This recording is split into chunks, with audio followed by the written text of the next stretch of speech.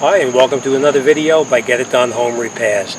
Today we're just going to be doing a very easy job. We're going to be planting some plants in the flower bed.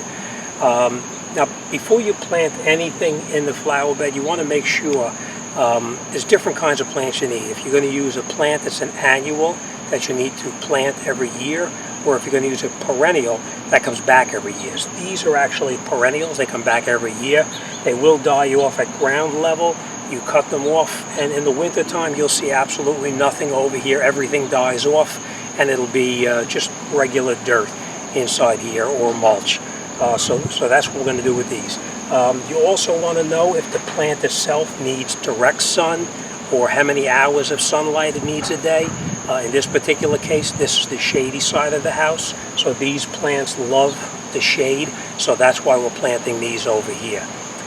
Next thing you want to know is you want to make sure the soil is nice and soft and not too hard. If you have clay or you have a very rocky type soil, you'll need to add some kind of compost or some kind of a potting soil to it, any kind of a potting soil mixture. This is a mixture that I'm gonna put into these plants over here, just because the ground itself is a little bit sandy. I want to have a little bit more of the water retained in the soil versus going right through the sandy soil. So, all right, first thing we're going to do is we're going to find out where we want to go. Now, we know these plants get much larger. Account for the plant when it actually grows, and it'll actually fill in this whole area. There's good ground cover. It'll keep down any kind of weed from growing in this area, because it'll actually pull away all the moisture, and it'll cut off any kind of sunlight that gets to them. So that's why we're putting them in here, to control the weeds in this area. All right, so first thing we're going to do is we're going to dig the hole, and you want to dig the hole twice the thickness of the pot itself. So if it's this thick, you want to make sure you dig the hole twice the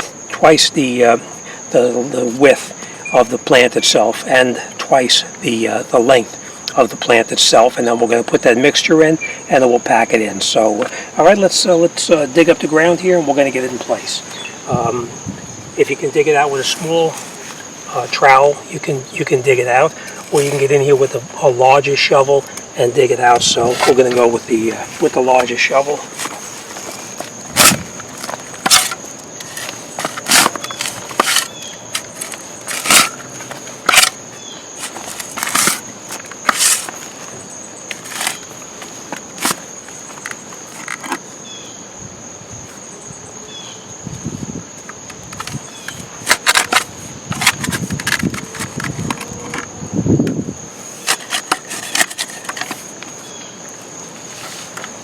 So now you can see the plant has got plenty of room for the roots to expand out into the existing soil right here. So next thing we're going to do now is we're going to just take this to the side. We're going to put a little bit of the mixture in.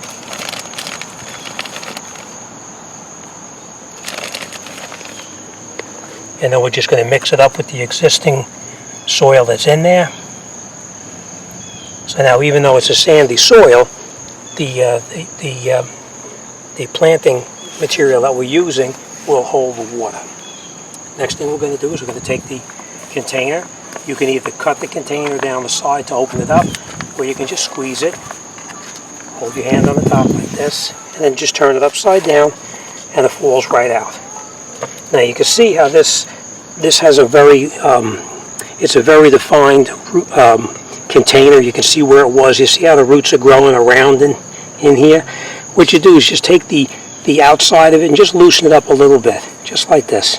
You want to loosen it up so that the roots can actually expand from this confined container that it was in, so that the roots can actually expand into the soil and reach out, so that the plant will actually grow properly and not die off. All right, just like this. You want to loosen it up a little bit. And now you can see the roots are all nice and free, and they're going to grow any old direction that they want to go. Now, I'm going to point this out too. There's different times of the year when you want to plant plants. The best time of the year is in the spring, because they will grow, but you can do it in the fall as well.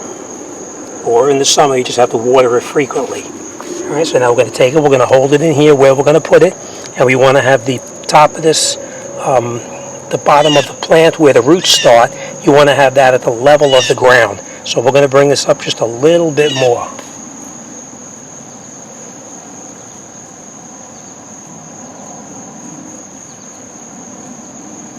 We'll put it in here like this, set it where you want it, and just bring in some of the soil around it. Just break it up, just like that.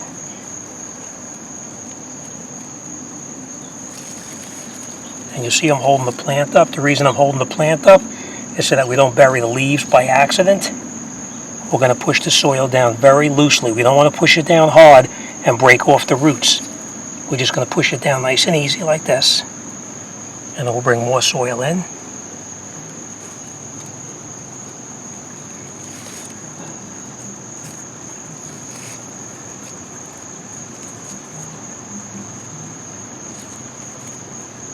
Okay, now we're going to grab a watering can and we're going to water it just a little bit.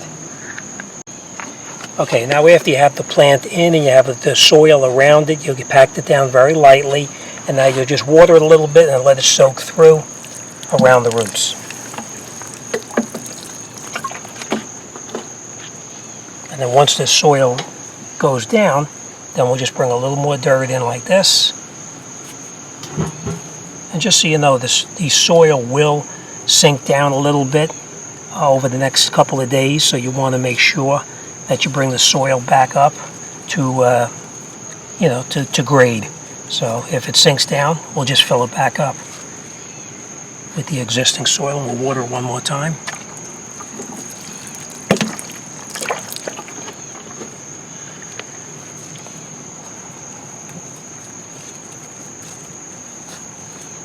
And that's it.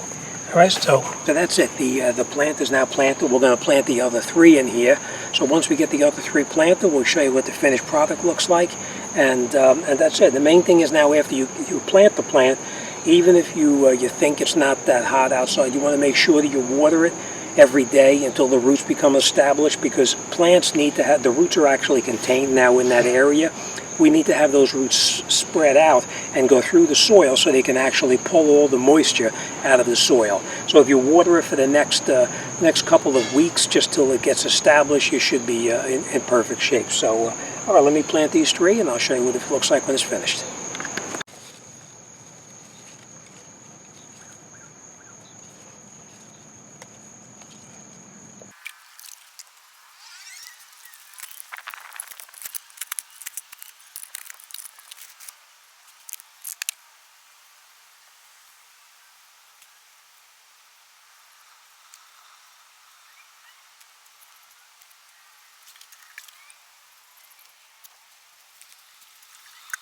So as you can see, planting the plants is really not that difficult.